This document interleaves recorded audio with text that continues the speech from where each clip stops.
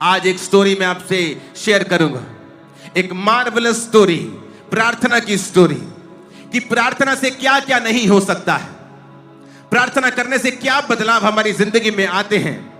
जिस तरह इस्राएलियों ने जब दुहाई दी तो परमेश्वर ने अपने दास मूसा को कहा, मैंने वो दुहाई सुनी है, मैं इस्राएलियों को कहना सुनता हूं मूसा, उनकी दुहाई, उनका रोना, उनकी पीड़ा मेरे कानों तक पहुंची है। अब मैं तुझे भेजता हूं, जा उन लोगों को बता कि मैंने तुम्हारा कहराना सुना है, तुम्हारे आंसू मैंने देखे हैं, और मैं तुमको अब कनान के देश में लेके जाऊंगा और अपने वायदे को जो अब्राहम, इसहाक और याकूब के साथ बांधा था पूरा करूंगा। बाइबल कहती क्योंकि वो प्रार्थना कर रहे थे। जब पौलुस जो शाऊल था अंधा हुआ तो वचन कहता वो प्रार्थना कर रहा था। जब वो प्रार्थना कर रहा था परमेश्वर ने अपने दास को कहा, हनन्याह उस गली में जा जो सीधी स्ट्रेट कहलाती है, वहां पे देख एक तरसुस वासी शाऊल का पूछ, क्योंकि वो देख प्रार्थना कर रहा है। क्योंकि जब आप प्रार्थना करते हैं आप परमेश्वर के हृदय को परिवर्तित कर देते हैं। ये बात है 1900 ईस्वी की।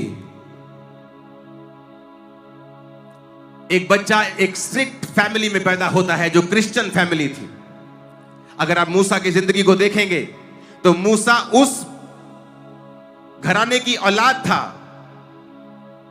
उसका बाप भी लेवी वंश का था और उसकी मां भी लेवी वंश की थी। अगर आप मूसा की हिस्ट्री को देखेंगे तो जब भी आप राइट कोई चीज करते हैं आपका रिजल्ट हमेशा राइट होता है। अब यहां पर एक फैमिली है जो बड़ी गरीब है, बड़ी पुअर फैमिली है, लेकिन क्रिश्चियन है और स्ट्रिक्ट फैमिली है।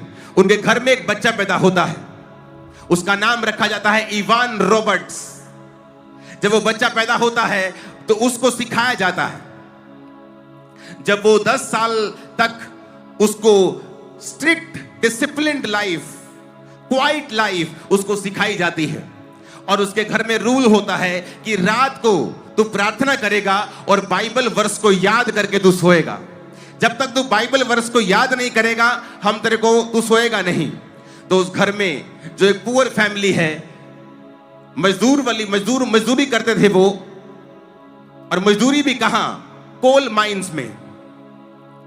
ये इंग्लैंड के साथ देश है वेल्स जो यूनाइटेड किंगडम का हिस्सा है, और इस तरह मजदूरी वो करते थे। आपकी स्क्रीन पे वो आ रहा होगा। और ये मजदूर जो होते थे ये कोल की खदानों में, कोयले की खदानों में होते थे। इनके घर में बच्चा पैदा होता है, उसका नाम इवान रॉबर्ट्स रखते हैं और उसको सिखाते हैं कि बेटा डिसिप्लिन्ड लाइफ जीनी है, प्रार्थना वाली जिंदगी जीनी है, और रोज बाइबल वर्स को वो याद करता था। जब वो 11 साल का था उसके पिता का बहुत बड़ा एक्सीडेंट होता है और उनको टांग पर चोट लग जाती है कोल माइन के अंदर। तो उस बच्चे को अपनी फैमिली की हेल्प करने के लिए सारे कुछ छोड़कर काम पे लगना पड़ता है। जब वो 11 साल का था, जब वो 11 साल का था वो काम पे चला जाता है और डोर बॉय बन जाता है। जो दरवाजे पे छोटू, आप बोलते ना छोटू वो चाय ले आ, ए छोटू ये कपड़ा दे आ, ये छोटू कपड़ा मार गाड़ी पे, वो वाला छोटू बन जाता है। और उसके बाद वो अपनी फैमिली की हेल्प करने लगता है। जब वो 13 साल का था और उसे स्पिरिचुअल चीजों में इंटरेस्ट होने लगा, क्योंकि वचन कहता है कि जब तू अपने बच्चों को छोटे होते ही मेरी लाइन पे चलाएगा, जब वो बड़े हो जाएंगे तो उससे पीछे नहीं हटेंगे। जब वो 13 साल का था उसे परमेश्वर की आत्मा में इंटरेस्ट आने लगा और वो जब चर्च गया तो एक दिन पास्टर ने कहा, हर संडे चर्च आया करो, क्या पता जिस दिन तुम नहीं आए उस दिन पवित्र आत्मा ने अगर चर्च विजिट किया हो तो उस दिन पवित्र आत्मा उतर आया और तुम चर्च में ना हुए तो क्या होगा। ये बात उसके दिल को छू गई, और जब ये बात उसके दिल को छुई तो उसने कहा अब मैं हर संडे चर्च आऊंगा। कोल माइन से काम करके थका हारा वो चर्च में जाता था, चाहे वो जितना भी एग्जॉस्टेड होता था, शरीर में थका हुआ होता था, लेकिन वो चर्च में जाता था। जब वो 20 साल का हुआ, जिस कोल माइन में वो काम करता था वहां पे एक बड़ा एक्सप्लोजन हुआ, एक बड़ा धमाका हुआ और उसकी जिंदगी बड़ी मिरेकलसली बच गई।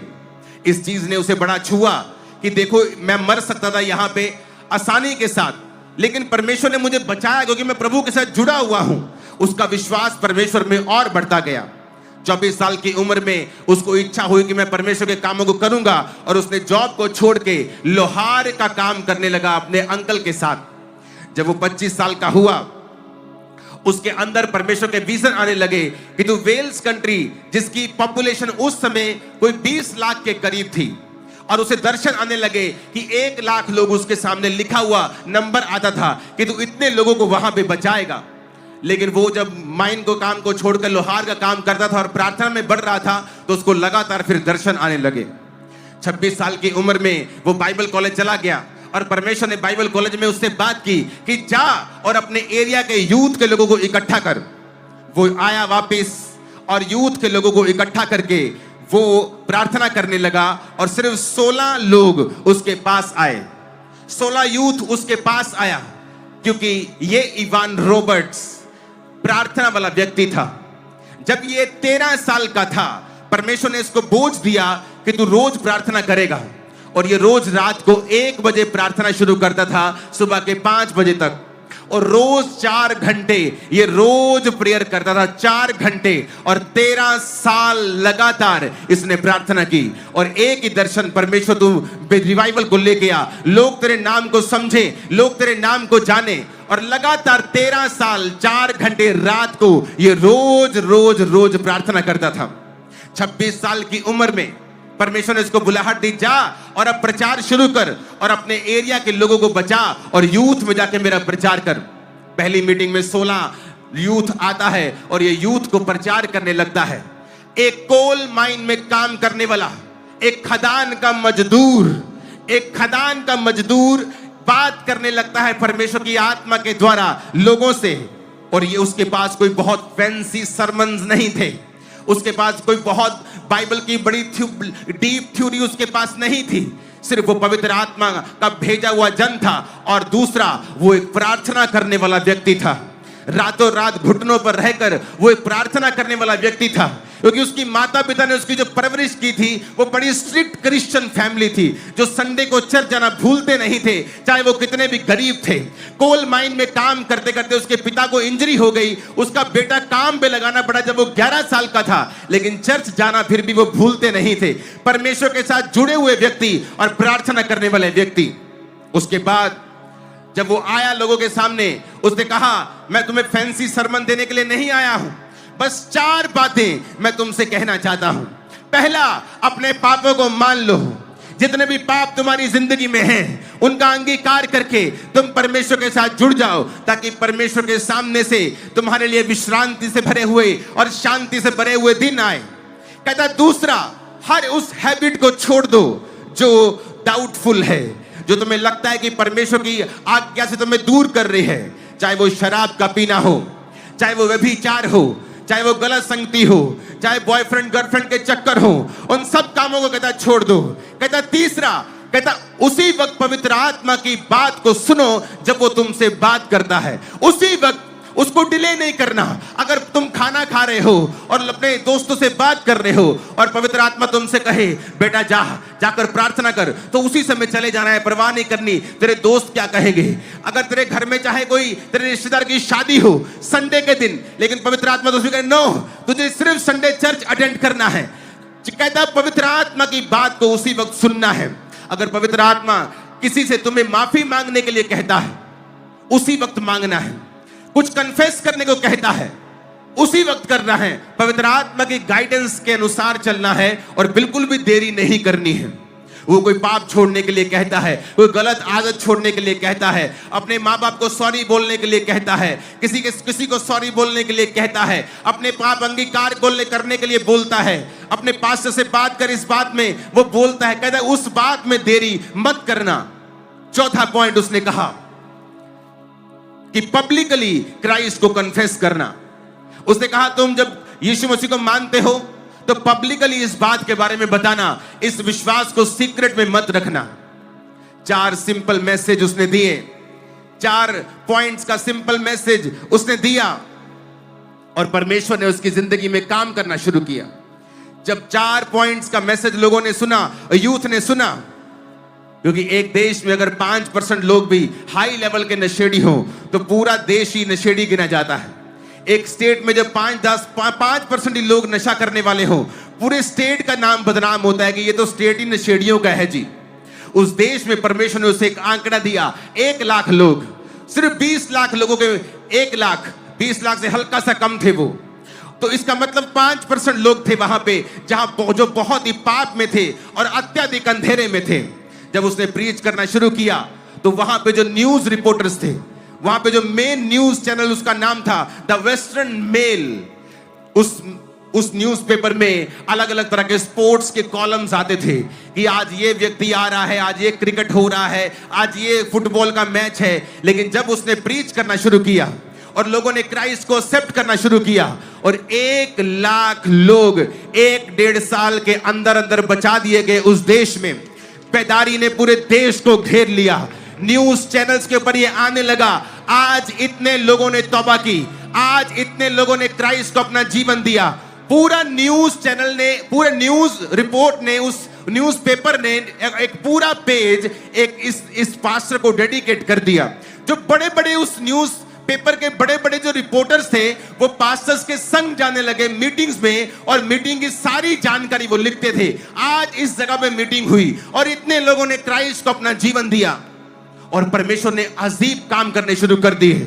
बेदारी पूरे एरिया में हिट कर गई, यूथ परमेश्वर का काम करने लगा, वो वर्शिप करने लगे, वर्शिप में रोते थे, चिल्लाते थे, परमेश्वर की स्तुति करते थे, आराधना करते थे। कोई उनको मैड मैन बोलता था, कोई पागल आदमी बोलता था, कोई बोलता था ये दिमाग इनका खराब हो गया है। लेकिन उस एरिया में इतना काम हुआ कि उस एरिया के सारे बार्स, सारे पब बैंकरप्ट हो गए क्योंकि वो सारे लोगों ने शराब पीना बंद कर दिया और पब्स में जाना बंद कर दिया।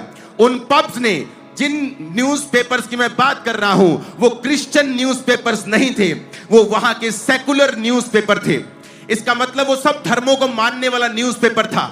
इसका मतलब ये नहीं कि वो क्रिश्चियन न्यूज दे रहा है तो शायद वो क्रिश्चियन होगा, एक्साइटेड हो गया होगा कि मेरे धर्म का काम हो रहा है, लेकिन ऐसा नहीं था। वो एक सेकुलर न्यूज़पेपर था और वो लगातार छाप रहा था कि रिवाइवल हिट कर चुका है वेल्स को।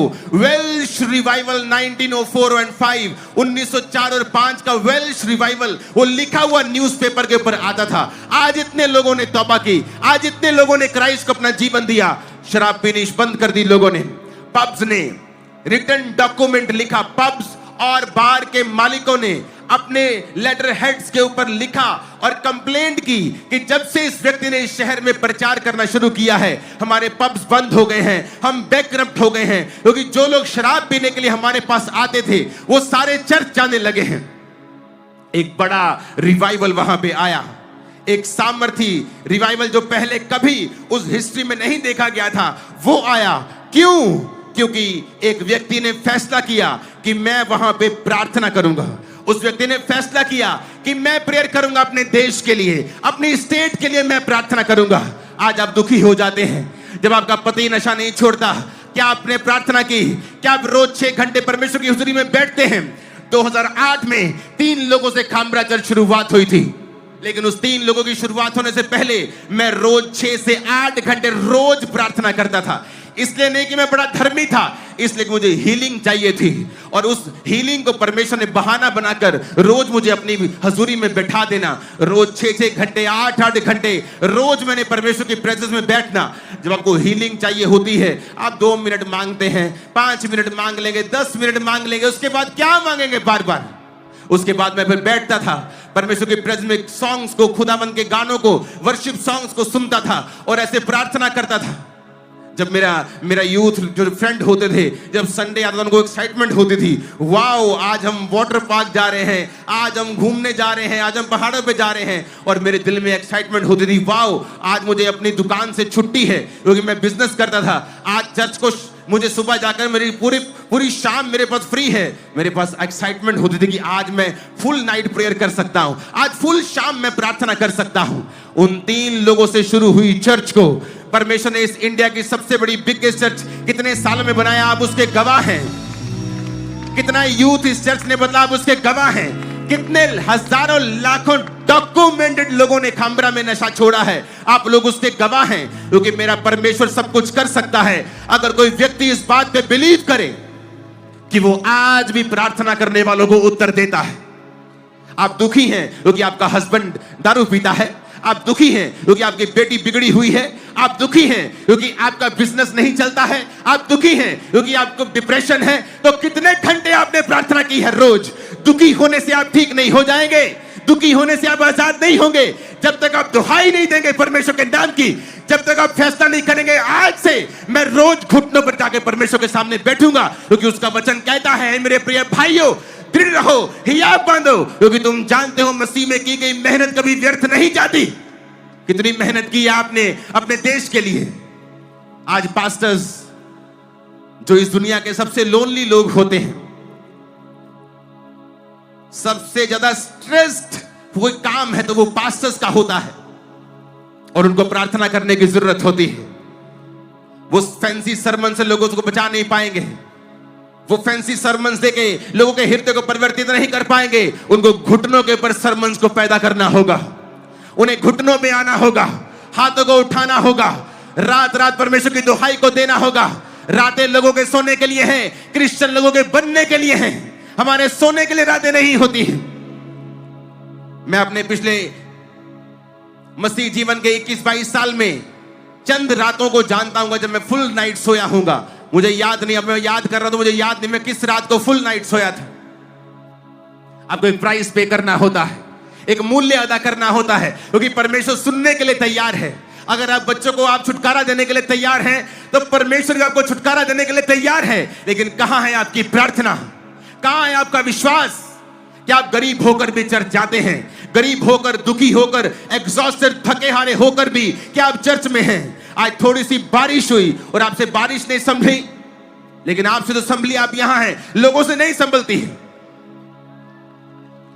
मेरी बात को ध्यान से समझना, आज से लाइफ चेंज हो जाएगी। बड़े बड़े न्यूज़पेपर उसके बारे में छापने लगे, पूरा कॉलम उसको दे दिया, न्यूज़पेपर का पूरा कॉलम आता था। आज यहां बेदारी सभा हुई, इतने लोगों ने तौबा की, इतने लोगों ने बपतिस्मा लिया। इस इवान रॉबर्ट्स की बात करो जिसकी पिक्चर आप स्क्रीन के ऊपर देख रहे हैं। वहां पे कोयले की खदानों में एक और काम हुआ। जब कोयले की खदानों में बेदारी शुरू हुई तो कोयले की खदान के सारे वर्कर जो थे वो मसीह में आ गए, और मसीह में जब आ गए तो वहां पे एक काम हुआ, जो कोयले की प्रोडक्शन थी वो पूरी तरह से कम हो गई, बहुत कम हो गई। उसका रीजन ये था कि वहां की खदानों के अंदर जितना कोयला था, वहां के घोड़े जो होते थे उन घोड़ों पर वो लाद कर उन कोयले को वहां से निकालते थे। तो उन घोड़ों के लिए नीचे ही अस्तबल बनाए जाते थे, नीचे ही सारा कुछ। खदान नीचे बहुत बड़ी होती है, अगर आपको कोयले की खदान के बारे में नहीं मालूम तो नीचे ही पूरा एक तरह का बहुत लंबा होता है। ये देखो, उनके अस्तबल भी वहीं रखते थे, और कोयले को ऐसे डंडे लगाकर उस छत को ऐसे रखते जमीन को कि वो नीचे धंस ना जाए। धंसने से बहुत से मजदूर मरे हैं इंडिया में, पूरी दुनिया में अभी भी मरते रहते लोग, अगर आप न्यूज फॉलो करते हैं तो। क्योंकि वो जो घोड़े थे उनको ट्रेंड किया गया था। अगर आप, मैं जिस जगह पे जन्मा हूं वो सुनियारा मोहल्ला है जलंधर का, वहां पे गाड़ी नहीं जा सकती अंदर, कार नहीं जाती। अगर दो स्कूटर भी आमने सामने ऐसे आएंगे तो एकदम से पास नहीं करते, रुक के थोड़ा टेढ़ा मेढ़ा होके पास करते हैं। सब अमीर लोग भी वहां रहते हैं, ऐसा नहीं कि गाड़ी नहीं तो गरीब लोग रहते, अमीर लोग भी वही रहते हैं। लेकिन जब वहां पे किसी ने कंस्ट्रक्शन करनी होती थी, मलबा उठाना होता था या कुछ रेत लेके आने, तो गाड़ियां नहीं आती थी, तो गधों पे लेके वो आते थे। तो जब मैंने ये स्टोरी पढ़ी मुझे रिलेट हुआ, क्योंकि वहां पे गधों में शायद आज भी ऐसा करते हैं वो लोग जो बिल्कुल डीप गलियों में रहते, गलियां गलियां गलियां, अंदर गाड़ी नहीं जा सकती। तो वो जब गधों को हाँकते हैं ना यहां पे जलंधर में, तो बोलते थे ओए मर जा, ऐसे बोलते थे वो गाली देके। तो उन्होंने बताया कि वहां के जो घोड़े थे उनको ट्रेंड किया गया था गालियां दे दे के। तो जब उनको वो मारते थे या निकालते थे कोयले की खदान से, तो जब वो गाली देते थे और कर्स करते थे, श्रापित वर्ड्स बोलते थे, तो घोड़े चलते थे। लेकिन जब वो मसीह में आ गए उन्होंने कर्स करना बंद कर दिया, और जब कर्स करना और गाली देना बंद कर दिया, जब वो घोड़ों को बोलते थे कि चलने के लिए, घोड़े चलते नहीं थे क्योंकि उनकी ट्रेनिंग नहीं हुई थी। वो गाली को ही समझते थे, वो गाली नहीं देते थे तो घोड़े रुकते थे। उनको टाइम लगा घोड़ों को दोबारा ट्रेंड करने के लिए कि वो बिना गाली के चले, और तब तक कोयले की प्रोडक्शन उस देश में बहुत लो हो गई थी। इमेजिन करो, एक व्यक्ति जब वो 13 साल का था, वो व्यक्ति जो चर्च जाता था, वो व्यक्ति जो चर्च को छोड़ता नहीं था, कोयले की मान से थका हुआ भी चर्च जाता था, कोयले की मान से थका हुआ भी कंप्लेंट नहीं करता, प्रभु को इस गरीब घर में पैदा कर दिया। एक तो है ये गरीब, ऊते से ये करो, बाइबल वर्स रेडी करो, ये बाइबल वर्स याद करो, ये करो वो करो। क्या बकवास है ये। मुझे कोई अमीर घर पैदा करता है, शाम को मैं भी वाइन का गिलास पी रहा होता, मैं भी गाड़ी में घूम रहा होता, मैं भी कहीं इंग्लैंड की रानी के घर में पैदा होता। उसने ऐसा कुछ नहीं कहा। परमेश्वर के घर में जाता था कि कहीं आज अगर पवित्र आत्मा उतर आया और मैं वहां पे ना हुआ तो मुश्किल हो जाएगी। रोज हर संडे चर्च जाना, जहां मीटिंग होनी वहां जाना। एक 13 साल का व्यक्ति और 0 से 10 साल तक वो अपने माता पिता के बिल्कुल डिसिप्लिन में रह के रोज रात को बाइबल वर्स को याद करके वो प्रार्थना किया करता था। एक प्रार्थना वाला व्यक्ति, उसे परमेश्वर दर्शन देता है कि अब बस कर और जाके मेरा प्रचार कर। लेकिन 13 साल रोज रात की प्रार्थना, आज लोगों को दिखा, न्यूज़पेपर्स ने देखा, लोगों ने देखा, सब कुछ हुआ, लेकिन लोगों ने ये नहीं देखा कि ये हुआ कैसे। आज पास्टर्स दुखी हो जाते हैं जब बेदारी नहीं देखते, जब चंगाई नहीं देखते, हीलिंग्स नहीं देखते। वो देखते अच्छा ये मिनिस्ट्री कैसे बढ़ रही है। कोई मिनिस्ट्री फैंसी सरमन दे के नहीं बढ़ सकती है। अच्छी बातें सिखाकर कोई मिनिस्ट्री बेदारी को नहीं लेके आ सकती है। जब तक वो मिनिस्ट्री का सरमन आपके घुटनों के द्वारा आपके घुटने छील कर खुदा के सामने घंटों बैठकर जब तक ना जन्मा हो, जब तक वो सरमन ऐसा ना हो, लोगों के हृदय को चेंज नहीं कर सकता है। आज आप में से बहुत सारी यूथ है, मैं जानता हूं प्रोफेटिकली खुदावंद आपसे प्रार्थना करने के लिए कहेगा और आप इस एरिया और इस पंजाब और इस इंडिया की बड़ी बेदारी का कारण होंगे इन जीसस ने। मुझे आमीन साथ चाहिए और ऊंचे चाहिए और बड़े चाहिए और चिल्लाने वाले चाहिए। हालेलुया, आमीन ऊंची आवाज में।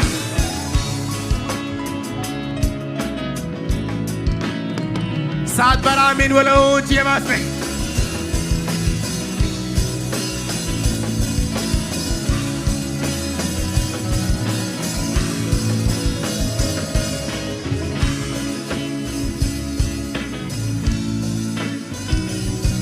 जब वहां पे परमेश्वर की बेदारी शुरू हुई तो वहां पे पुलिस थाने बंद होना शुरू हुए। पुलिस वालों ने अपनी क्वायर बनाकर चैपल्स में जाना शुरू, चर्चिस में जाना शुरू कर दिया। वहां पे एक रिवाज था कि जब वहां पे पुलिस में कोई क्राइम केस नहीं आने लगा तो वहां पे एक रिवाज था कि वहां की कोर्ट्स जो थी वो बंद होने लगी। क्योंकि कोर्ट्स में एक रिवाज था कि जब जज वहां पे आता था और कोई क्रिमिनल केस वहां मौजूद नहीं होता था तो उस एरिया और डिस्ट्रिक्ट की पुलिस जज को व्हाइट ग्लव्स देती थी। जब जज व्हाइट ग्लव्स पहनता था तो ये इस बात का संकेत होता था कि मेरी डिस्ट्रिक्ट जो है वो क्राइम फ्री हो चुकी है। तो जब एक दिन ऐसा हुआ कि कोई क्रिमिनल केस नहीं आया, पुलिस आई, जज को उन्होंने वो पहनाया, व्हाइट वाला ग्लव्स पहनाया। जज ने अनाउंस किया कि ये डिस्ट्रिक्ट क्राइम फ्री है। तो थोड़े थोड़े दिनों में फिर ऐसा होने लगा। एक समय आया जब क्रिमिनल केस आने बंद हो गए, वहां की कोर्ट्स को बंद करना पड़ा, पुलिस थानों को बंद करना पड़ा, पुलिस वाले क्वायर में शामिल हो गए। एक व्यक्ति जिसने परमेश्वर के हुक्मों को समझा, लाखों को चेंज कर दिया। आज मैं आपको एक बड़े लाखों की भीड़ के रूप में नहीं देख रहा हूं, मैं किसी एक से बात कर रहा हूं जो फ्यूचर में लाखों और करोड़ों को बचाने वाला है आप लोगों। मैं किसी एक से बात कर रहा हूं जिसके द्वारा उसका घराना बचाया जाएगा इसी साल और अगले साल। मैं किसी एक से बात कर रहा हूं जिसकी प्रार्थना के द्वारा उसका परिवार सारे श्रापों से छुड़ाया जाएगा।